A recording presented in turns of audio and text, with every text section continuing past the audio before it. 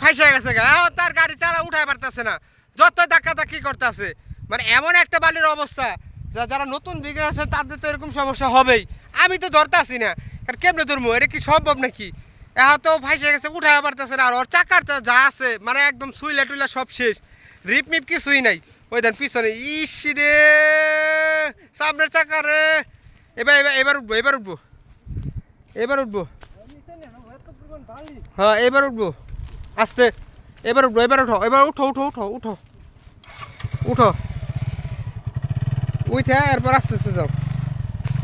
দেখে এদিকে ডাইনে করাও। বালি রে বালি, কি অবস্থা! ডাইনে যাও, ডাইনে যাও।